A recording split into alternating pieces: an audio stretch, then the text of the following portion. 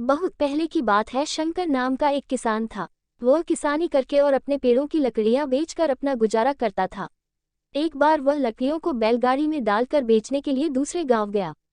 रास्ते में शंकर को उस गांव का एक सेठ मिल गया। सेठ ने शंकर से लकड़ी के लिए पूछा, गाड़ी का कितना है? शंकर ने बताया, सबका 5 रुपए है। सेठ ने कहा, ठीक है, मैं यह खरीद रहा हूँ, इसको तुम मेरे घर पर छोड़ दो। शंकर लकड़ी से भरी बैलगाड़ी लेकर सेठ के घर पहुंच गया। शंकर ने लकड़ियां सेठ को दी, पैसे लिए और अपनी बैलगाड़ी को लेकर आने लगा तो सेठ बोला, हमारी पूरी गाड़ी की बात हुई थी, अब यह बैलगाड़ी तुम नहीं ले जा सकते। शंकर ने कहा, ऐसा थोड़ी होता है।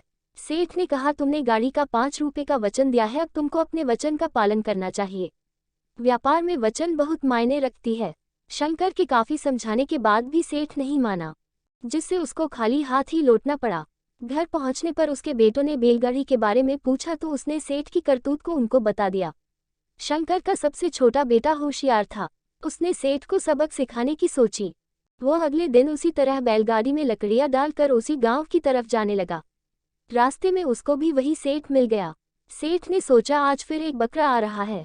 सेठ ने फिर वही बात पूछी, गाड़ी का कितना है? इस पर शंकर का बेटा बोला, केवल 2 मुट्ठी। सेठ सोचा, यह तो कल वाले से भी मूर्ख है, 2 मुट्ठी में तो मैं 2 आना दबाकर इसको दे दूंगा।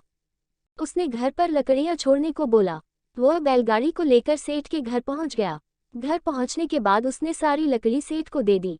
सेठ अंदर से अपने दोनों हाथों की मुट्ठियों में 2 आना दबाकर ले आया। उसने शंकर के बेटे को बोला, लो 2 मुट्ठी पैसे।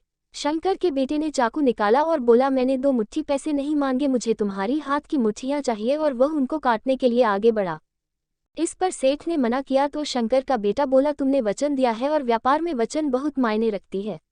उसने सेठ को सारी बात बताई, किस तरह उसने शंकर को ठगा था। इस पर सेठ ने शंकर के बेटे से हाथ जोड़कर माफी मांगी और पहले की बैलगाड़ी और लकड़ियों का उचित मूल्य दिया। इस तरह शंकर के बेटे ने अपनी होशियारी की वजह से अपने परिवार को ठगी से बचा लिया।